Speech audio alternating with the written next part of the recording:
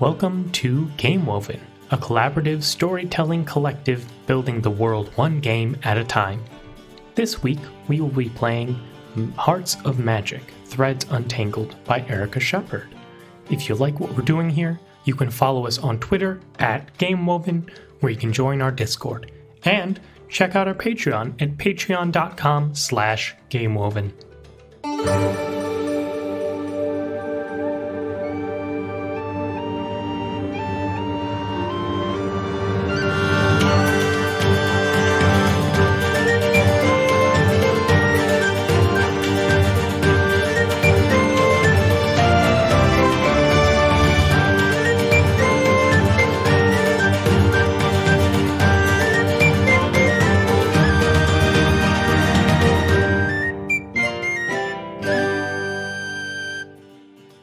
Previously on the Game Woven podcast, we joined our characters at an evening of entertainment hosted by Proctor Cure. A discussion over dinner was interrupted by salted meat. Urstella Vance, master of the shadow agents known as Lunas, shared a measure of his divine radiance with Knockwidth as they prepared to move against the Principium Legis. Later, Maeve Mortem made her much-anticipated debut, magic and motion dazzling as she danced with Lady Lena. Circumcurry then cut in, offering Maeve immortality along with a dance perfected from long study of old books. But there's a thing to being alive, and from a place which is alive, and knowing things which have not been written in books. When Maeve transitioned into a dance that was forbidden knowledge to the gentry of Shaumere, Circum was made to follow, while Lena shared the lead. And then the lights went out. So last time we were introduced to Shaumere, a city in turmoil. You see, the Queen of Shaumere is missing and has been for a while now, leaving the city in a bit of a lurch. Not in least part because its neighbor and border kind of protection geographically from the rest of the world, Burnett, was just taken over, maybe not militarily, by the Undying Empire, which has clamped down its iron fists around this kingdom of Burnett. So, Shaumere has been left queenless with a, well, as far as we know, most powerful and intimidating political force on the continent, or maybe in the world, bearing down on them. We met the representatives of that empire in the city, that being, of course, the Proctum Principium Circumcuri, the head of the very new fledgling branch of the Undying Empire here within the city, and their right-hand individual, Claudius York, Damphir in waiting, second class. The two of them started our evening off with a nice, lovely dinner, with the intention of inviting one of the most prominent nobles, one of the few remaining holders of power here in Shaumere with the queen gone. Mainly, for this particular dinner, Urstella Vance, who, despite appearing that evening with a very lackadaisical and laid-back attitude, is in fact a master spy and information broker. Of course, also attending was the other member of the aristocracy of Shaumere, the Lady Lena Ramses, a favor and deal broker of great renown within the city. And of course, not to be outdone, bursting through the doors, we had first the sailor and Verdreen Knockwidth, who made a scene entering, as well as having a clandestine conversation with Urstella, whereupon they seemed to make an alliance, presumably against these new order individuals and their Undying Empire. And of course, the evening was graced with the presence of our final witch, Maeve Mortem, a extremely known and popular performer, currently under the monetary employ of the Undying Empire for outreach and other activities. Maev was quite the belle of the ball, as both Lena Ramses and Circumsuri danced with her and propositioned a true alliance, trying to pull her and her influence and allies to their side in what seemed to be the coming conflict. And at the end of that dance, we ended with Maev disappearing in a burst of fog. The two individuals finishing their clandestine conversation, Knockwidth and Erstella Vance, walking down into the now dark room, glowing with the new day's sun, with Claudius York and Lena Ramses baffled by the disappearance of Maev. And I narrated hearing the drawing of a dagger. But I suppose now the question is, so by the rules of Hearts and Magic, everyone starts one game before we can think about ending the game. So we're technically halfway through our games if we do the minimum amount. Myself, Benjamin, and Bree have all started one game. So my other three friends here, do either any of you feel compelled to start the next game? I do have one quick question. Are we sure Maev didn't take Lena with her whenever she vanished? It's a great question. Did Maev take Lena? That's really interesting. I think the point of the disappearing at the end was multiple things. One, always leave them wanting more. Two, she has no idea what the fuck's about to go down. Mm-hmm. So it was very much just I personally am getting out of Dodge. Yes. Cool. So that's a no then. I think so. Now, not that she's like avoiding you necessarily. Like if you found her, it's not that she would be like, but I think that she's very much so trying to push herself out of there. Distance herself. She needed a minute after getting propositioned by a vampire. That's true. She does love herself a good proposition. He got two in one evening. Nice. So, as per the rules of the game, although we can obviously be more loosey-goosey with it, either Faye or Zad would be our next two.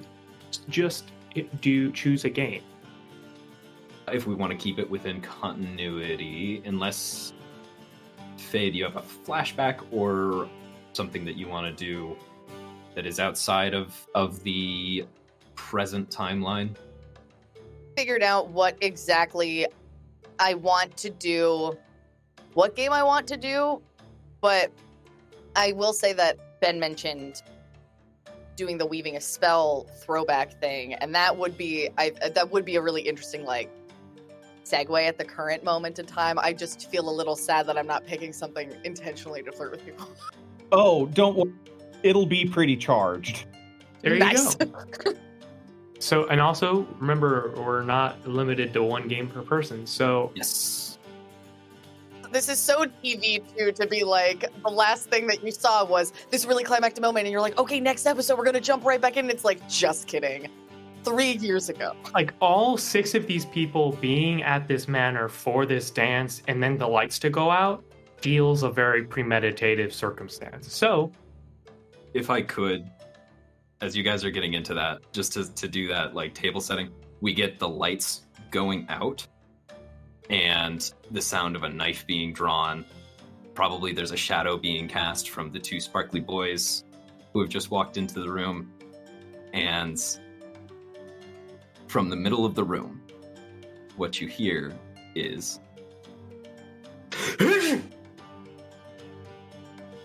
What? All right. Circum sneezes, and now we can go into the flashback. Tie that one in, Ben. At some point, we get a cutaway from the perspective of Knockwidth while they are preparing to head into the room while the dance is going on. And what they see is they see Maev, and Knockwidth gets really distracted for a second and is like, holy shit, is that Maev? Now we can sort of transition into the flashback.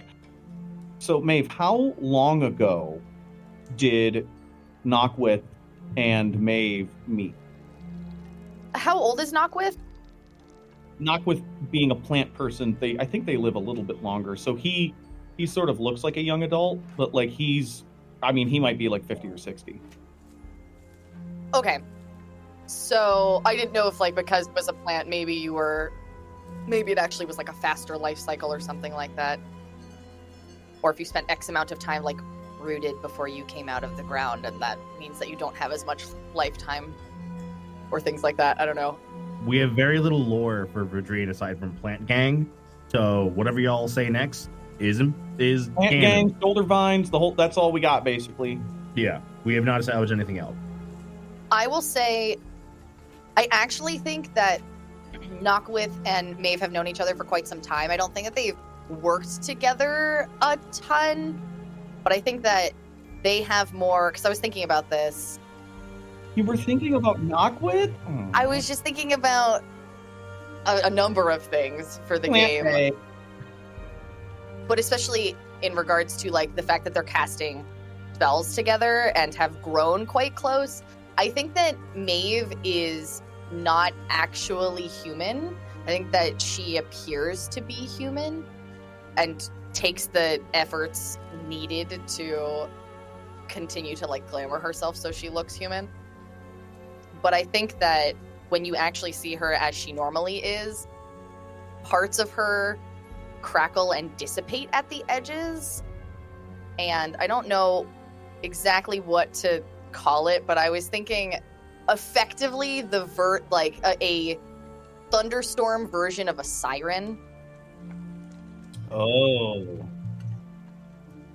That's why a lot of like her stuff is like elementally, and like why she can kind of just disappear in mist is because she's just kind of a part of that anyway, and all of those things. Here's what I want to ask you. Now, was that what Maev was born as, or did Maev dig too deeply into the well of like elemental magic and was transformed into that? Because that is something, those are two equally likely things in our world so far. I actually think she was born that way, and I think some of the scarring that she has is when she deviates too much from her like storminess. Yeah. Like particularly when fire. she uses fire. Yeah. Mm-hmm. Yeah, and so Fire and water.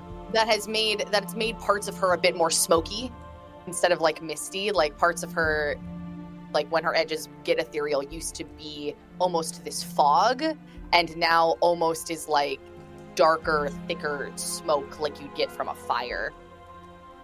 So what do beings that are Maev call themselves? Yeah, I think, because this is just the way that I name things, I think that they are called the Burya. Burya? Yes, which is Burya. That is, apparently, according to Google Translate, Russian for the word tempest. Hell yeah. Sick. Yes. It's all about the storms. I think that they might come in different forms of like, if you're more of like a thunderstorm or more of like a hurricane or, you know, kind of a natural disaster-y vibe. A Burya that's from a desert would have more sand-related, like sandstorm-related powers.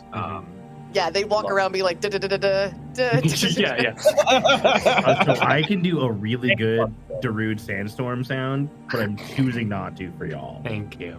I also like the name Burya because it kind of reminds me of the word Borea, like Borealis. Borealis, so yeah. there's sort of That's like what I thought you elemental were natural doing quality to when I that. There first might heard be it. like boreal Burya. Oh yeah, for sure. Yeah.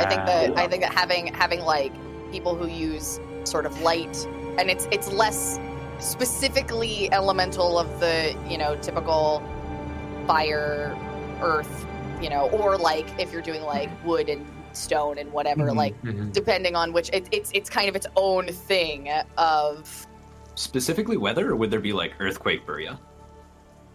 Earthquakes are weather, right? Like earthquake. kind of. I mean, yeah, I think. I don't fucking know, dude. Earthquake weather? Do you consider plate tectonics weather? Like, Look,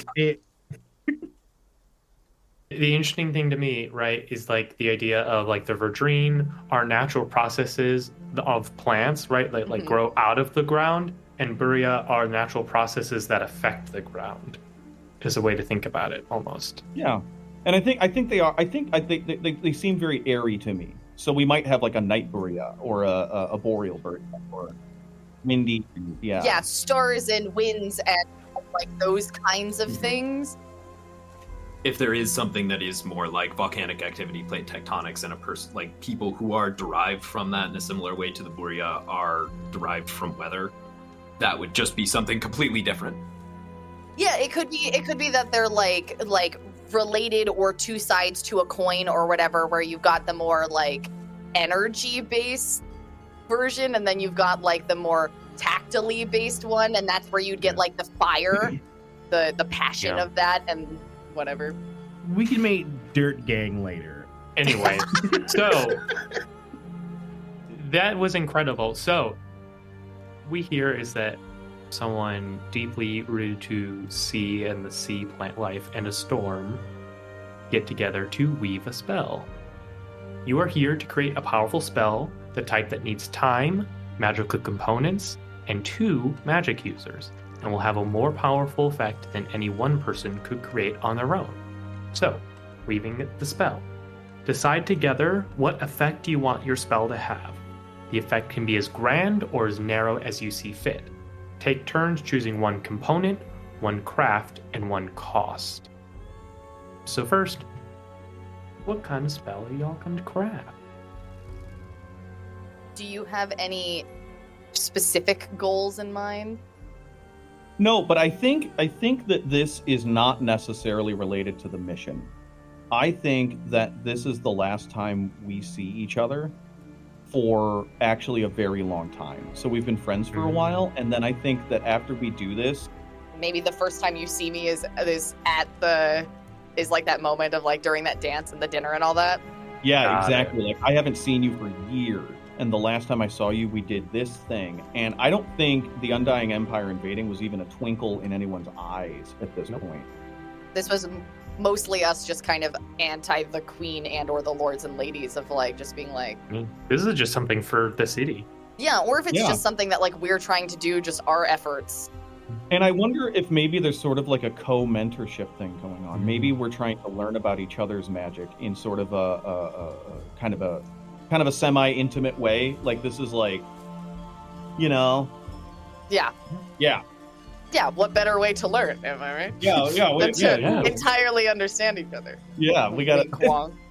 What if you're trying to create something so that make it so like magic can never be fully sealed away, making it so like people can't like contain magic or like destroy the knowledge of what you've learned for how to interact with it? I like that, but I'm gonna throw a little something on there. A lot of what's going on is because a leyline kind of is traveling through the city, like moved its way over. What if we were doing that to literally like it's literally like a leyline snare? Mm-hmm. Yeah.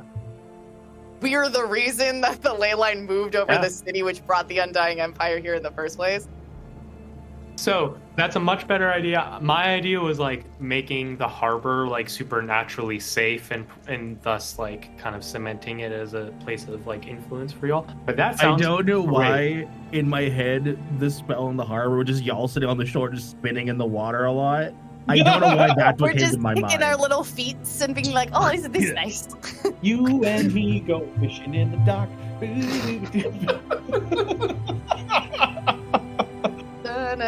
Something o'clock. So the player with the strongest magic goes first. Who do we think that is? I mean, I want it to be Maeve. I'm pretty sure it's Maeve. So I think at this point, Maeve definitely has the stronger magic, but is less in control of it. I think Maeve is a little bit I think that mine's a bit more volatile at this point. Strong does not mean controlled. Yeah, Yes. Knockwidth is very in control of his magic and uses it a lot and very casually. So he's really familiar with it. Yeah. Okay. Verdrine have always been very focused on process and fostering sustainability.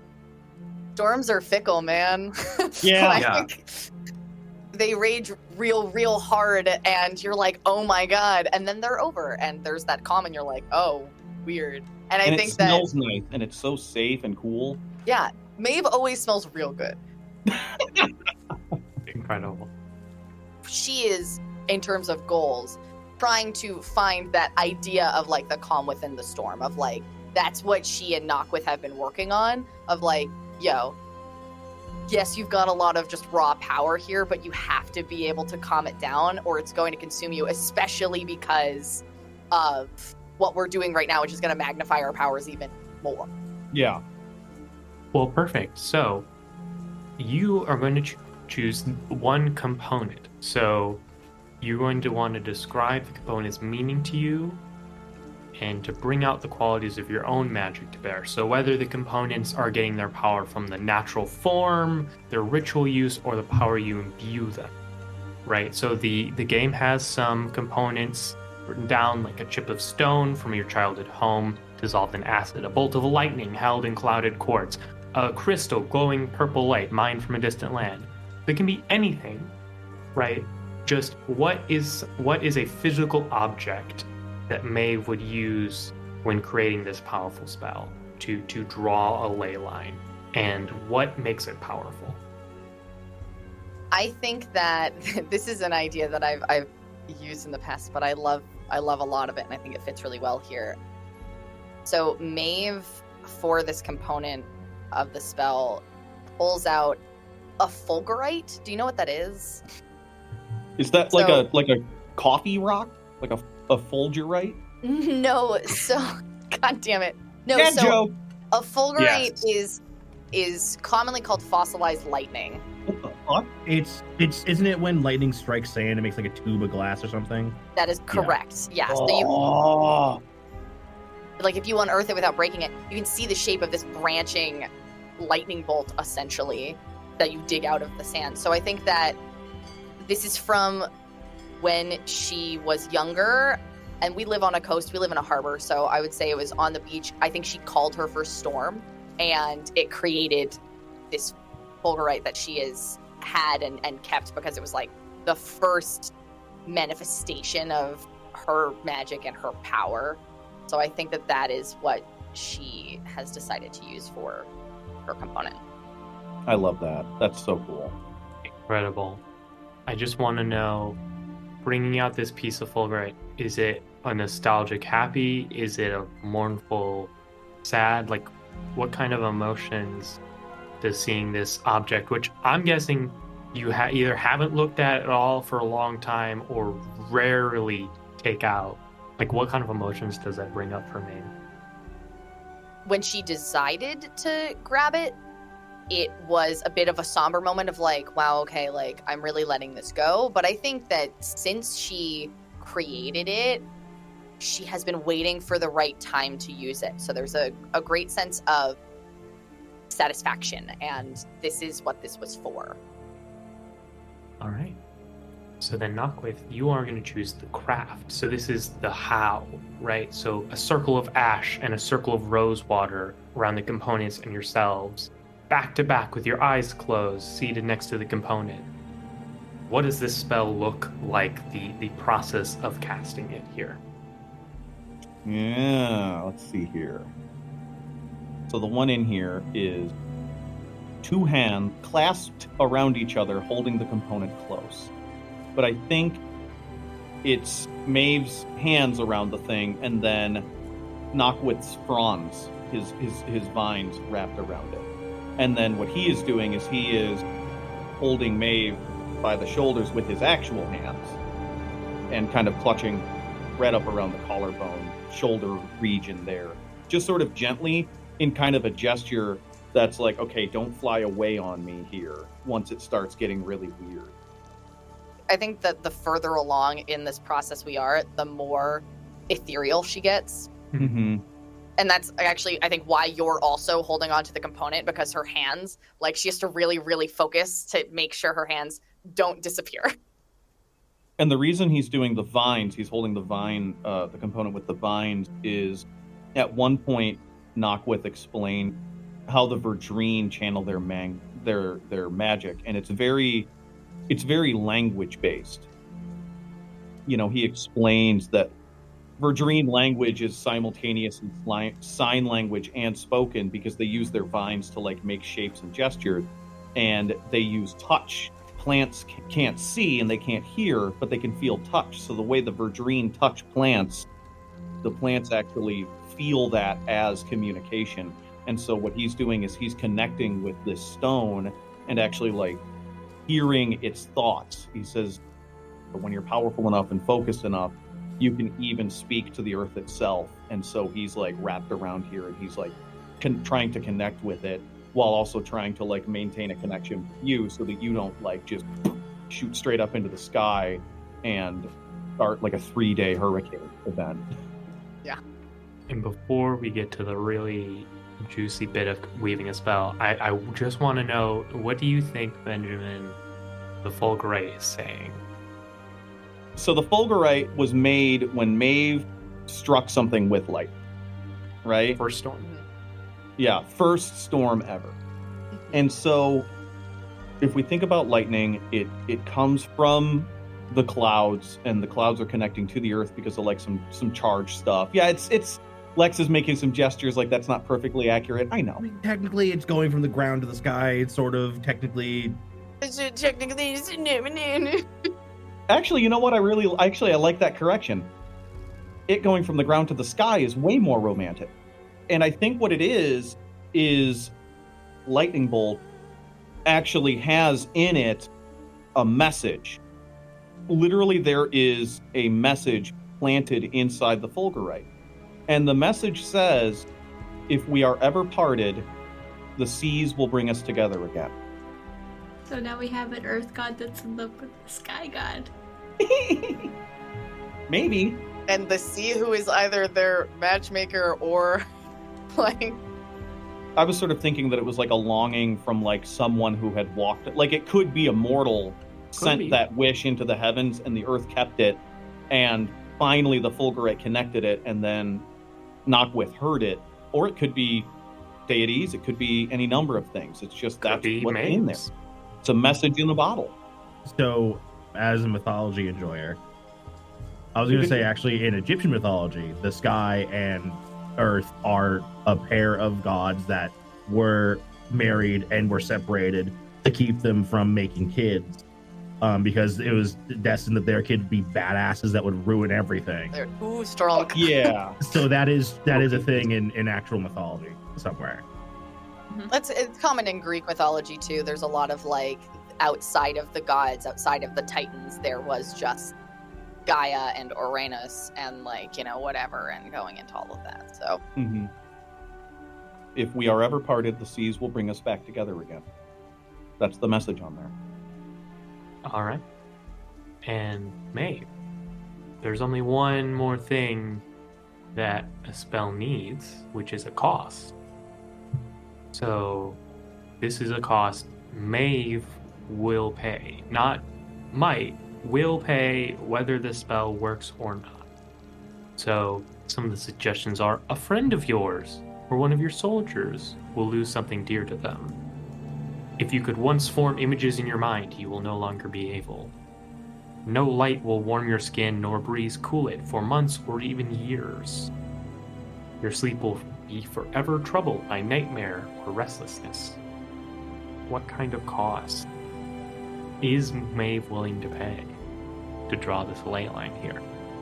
Because I think it will be dramatic if it comes up, potentially. I think, and also because I think that this would be kind of catastrophic for her, and she knows that you need to pay a very big cost for something like this. I think that the line of no light will warm your skin nor breeze cool it for months or even years, as someone who is a light and breeze being essentially, is almost giving up an aspect of herself. And I think maybe even in the aftermath of this, she has a hard time ever becoming ethereal again. Like, she is more human in the wake of this. I don't know if it's like we were doing this theoretically years ago, right? So I think that at least as of the dance tonight, that is still The cost is true still for being her. paid. Yeah. Yes. I wonder if this cost was. God, how does Maeve feel about. Well, before you ask that question, there's one more little paragraph.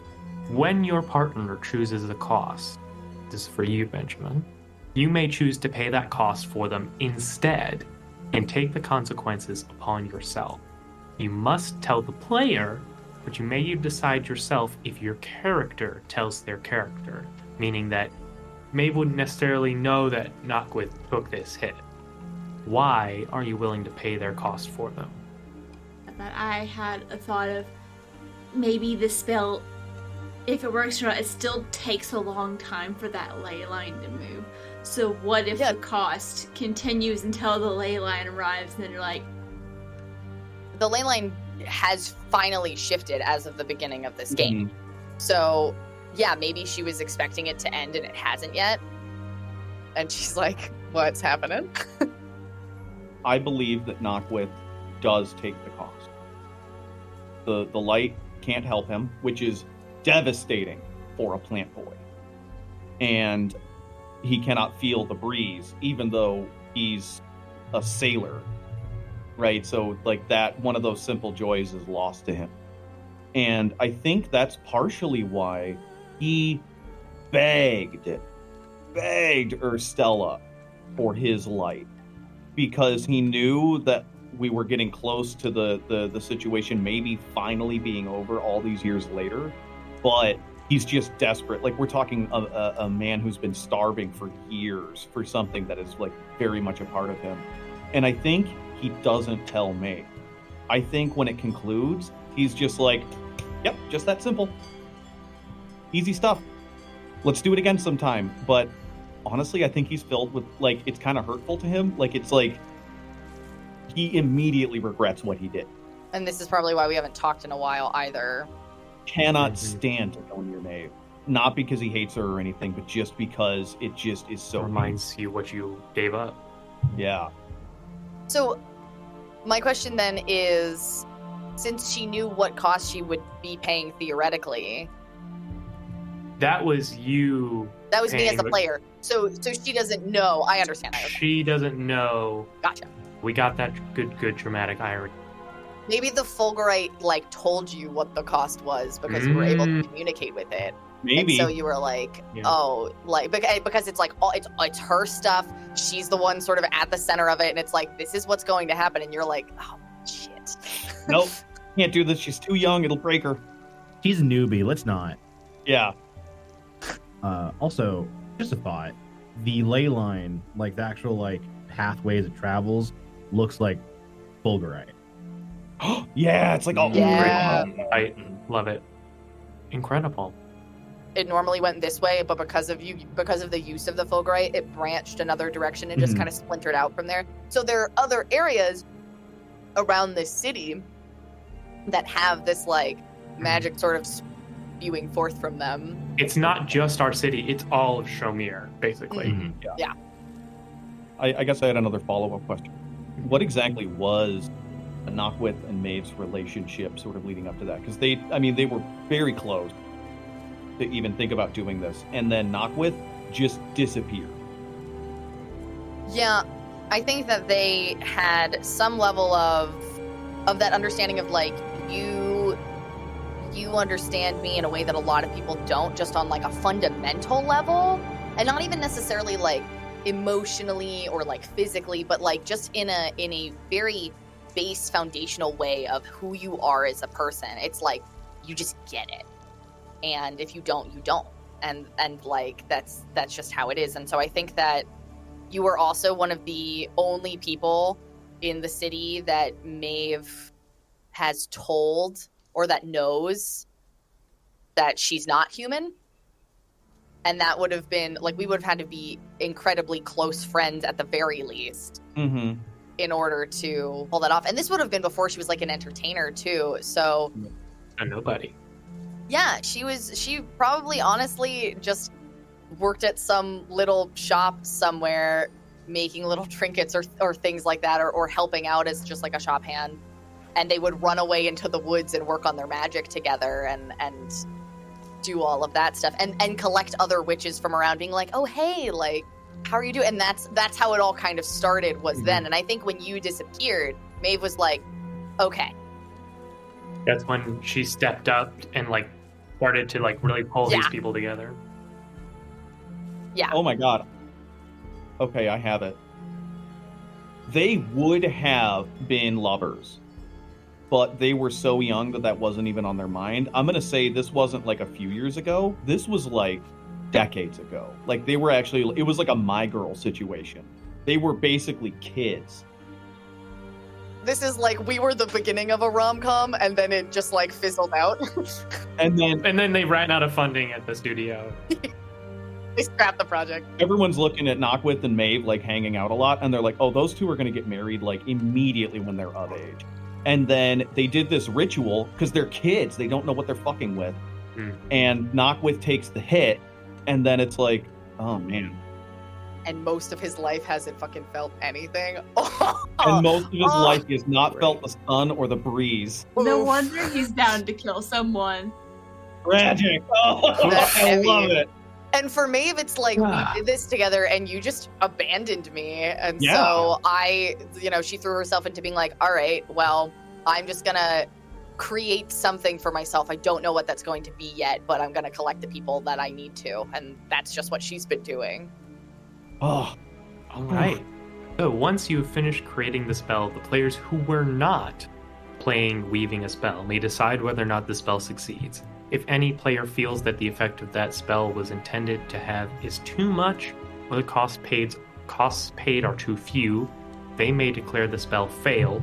The costs are still paid, but the effect is lost forever or reduced at the consensus of the players who did not participate in weaving the spell. So I think that the resolution of this is it obviously worked, but it also took way longer than I think you intended or hoped, right? It took like 20 years and came at the worst time. Well, and that would have been insane too when it happened, and like Maeve and Knockwidth, who are not together, are like, oh, fuck. Oh, the leyline's here. Oh, it's happening. Knockwidth has probably never forgotten. How could he? But Maeve hasn't probably even thought about it. She probably would have just written it off as like, I guess that didn't work. That sucks, you know? Mhm. And it sucks that we lost our friendship over it. That was stupid. Yeah. I also feel like possibly Knockwidth, you couldn't feel the sun, but you could do some amount of photosynthesis. It's just kind of like, it's like being able to eat, but nothing has taste to it. So that's how you're not dead. Yeah, so imagine, if you will, what do you think the sun tastes like to plants? If they could Bees. taste, probably tastes pretty good. It tastes like bees. You're right, Lex. That's the correct answer. But no, yeah, actually, I thought think I was it's muted. like Knockwidth definitely can get energy from the sun. Mhm. It just isn't satisfying. Yeah. It's the same as one of the other costs that they have on here is you will never again taste your favorite meal. It will be ash in your mouth. And it's essentially, That, but worse. by taking on the cost, it is that. But for Knockwidth, And then with the added benefit of being like, I never feel the breeze also. Like, Yeah, I can As a never sailor. feel what it's like to shift with the rest of the trees and the other plants. And it's like, What if when the leyline clicked into place was the first time in years you felt the breeze? That might be how he knew. Incredible. The Yeah, it, cost like, wasn't came all in. paid, but you started to feel it again. You're like, oh, okay. Yeah, definitely. We're understanding why Knockwidth has just been bursting open doors. I'm awake again. Next game, everyone. That was a good one.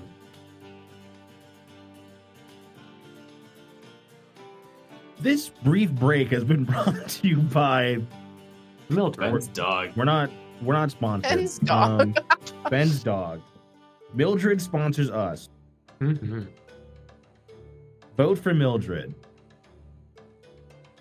For what? For what I should don't know. we- Just vote.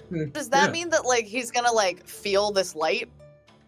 I don't know if he can feel it yet, but I think it's doing what it needs to do for him, right? That's what she said.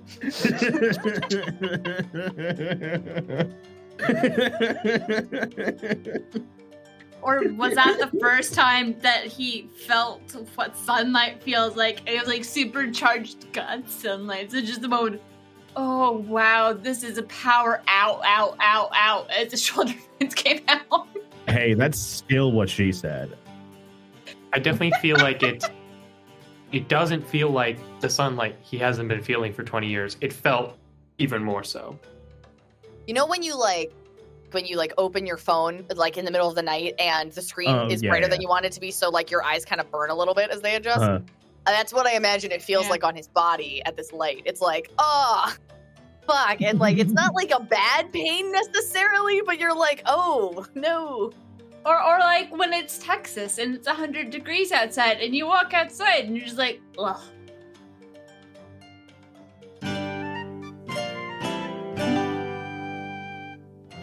Thank you for listening to Game Woven. Please give us a follow on Twitter at GameWoven, join the Discord, support the Patreon, and consider leaving us a review on your favorite podcasting platform.